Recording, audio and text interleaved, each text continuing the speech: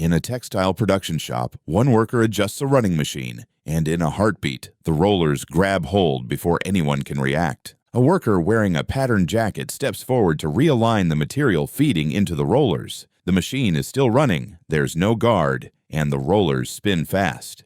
As the worker leans in to adjust the feed, a loose sleeve catches in the rollers. In less than a second, the rotation drags the sleeve and material deep into the nip point, yanking him off balance and pinning him against the machine before anyone can hit the stop. A machine that's still running is still dangerous, even when it looks calm. Any exposed moving part, rollers, gears, belts, can grab clothing instantly. Always follow lockout, tag-out procedures before approaching or repairing moving machinery.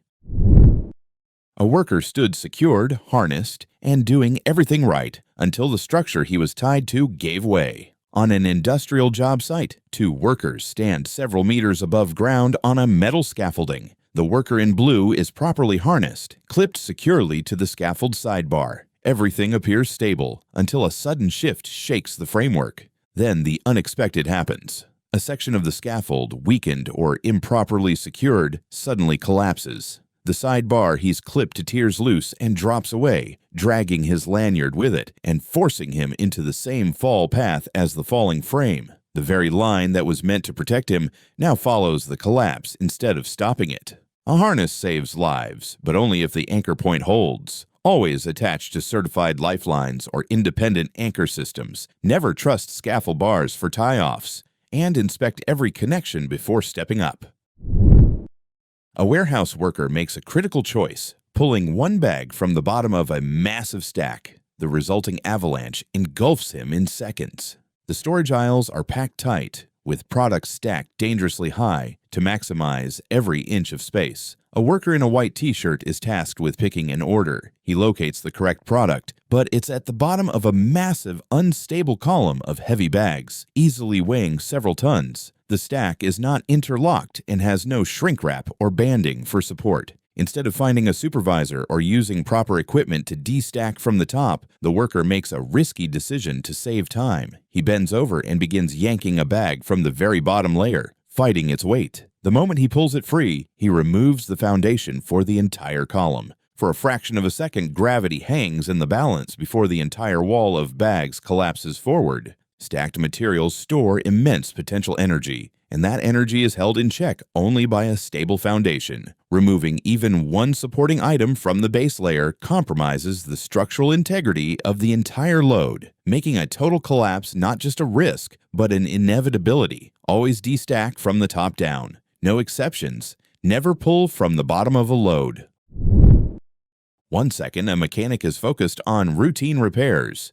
The next, an out-of-control car surges straight into the bay. Inside a busy auto workshop, a technician stands beside a car with its hood open, tools spread on the floor. Another vehicle is parked just outside the glass bay door. Mechanics move casually. It's a normal day of repairs and inspections. Suddenly, a white car surges into the workshop, breaking through the glass partition and striking the parked vehicle. The impact scatters tools and sends workers rushing out of the danger zone. The technician steps back just in time as the front end buckles into the space where he'd been working moments before. Never, ever work in the line of fire between vehicles or between a vehicle and a fixed object without first ensuring the vehicle is completely immobilized. A car left unsecured is a multi-ton hazard that can be set in motion by the slightest incline or vibration, giving you zero time to react.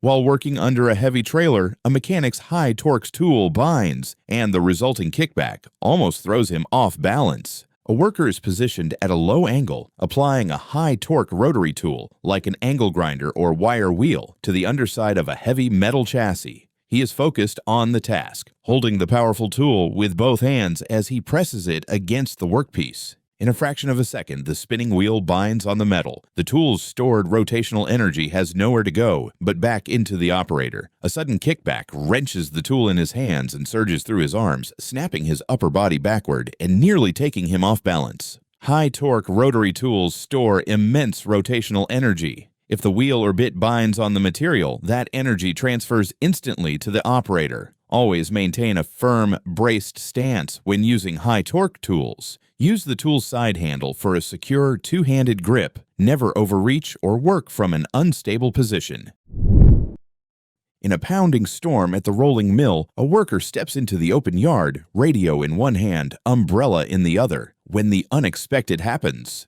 Rain is pouring over the industrial site, slicking the concrete and steel structures. A worker in a high-visibility vest walks between buildings, holding a standard umbrella above his head to keep the rain off. In his other hand, he carries a radio transmitter with its antenna extended. As he moves deeper into the open yard, thunder rolls overhead, and the storm's electrical charge builds. The metal-tipped umbrella and the raised radio antenna create a prominent conductive path in the middle of the open, wet ground. In a blinding instant, a powerful lightning discharge hits the area, connecting with the umbrella and nearby metalwork. The umbrella and radio are destroyed in the flash, and the worker's thrown off his feet, but he survives the strike, stunned and shaken on the ground. Never, ever walk in an open area during an active lightning storm while holding raised metal objects, such as umbrellas, antennas, or tools. Lower conductive gear immediately and move to a properly protected shelter before crossing exposed ground.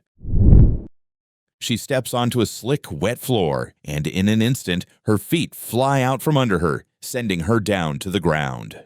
A group of patrons is seated at their table, eating and talking. A yellow, wet floor sign has been placed on the tile, indicating a recent spill or mopping. A waitress, likely carrying items for the table, approaches the group, her path taking her directly into the hazardous area marked by the sign. The moment her foot hits the slick, wet tile, she loses all traction. Her feet slide out from under her instantly. She has no way to catch her balance and goes down onto her back and side, spilling her tray and scattering broken glass across the floor. A wet floor is an unstable surface that drastically reduces the coefficient of friction. A wet floor sign is an active, urgent warning of this invisible hazard, and entering the marked area for any reason before it is completely dry means ignoring the risk. Always treat a wet floor sign as a do not enter barrier.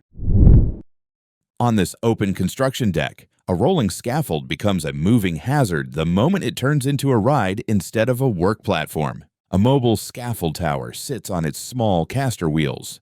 No guardrails, just bare platforms. One worker climbs onto the scaffold and settles on the top platform facing the wall form. Another worker stands at the base, pushing the frame. The scaffold is treated like a simple cart, not a piece of access equipment for working at height. As the casters roll across uneven ground and scattered debris, the scaffold begins to sway. The unlocked frame rocks side to side, momentum building as the tower drifts off balance. Tools slide across the top deck, and the structure lurches before crashing onto its side with a metallic thud, proof of how fast an unbraked scaffold can lose stability. Never, ever ride or move a mobile scaffold with someone on the platform. Always keep the wheels locked, the tower stabilized, and use it only as a fixed work platform when anyone is working at height.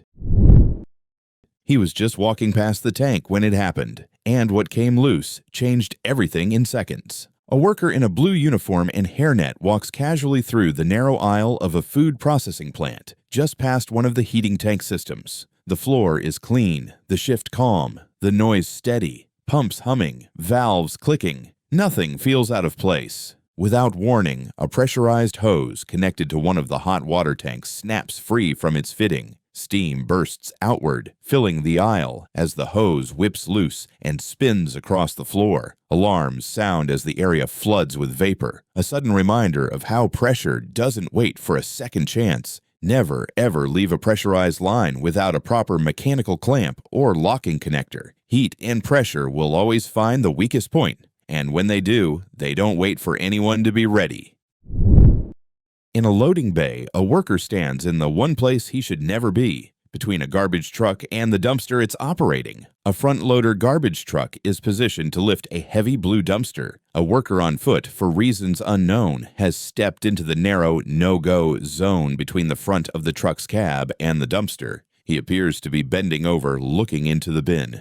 The truck's hydraulic lifting arms are in motion. The operator, unable to see the worker directly in front of the vehicle, continues the cycle. The mechanism begins to lower the heavy dumpster back toward the truck's chassis. The massive blue dumpster moves, closing the gap and pulling the worker into the crush zone between the bin and the cab.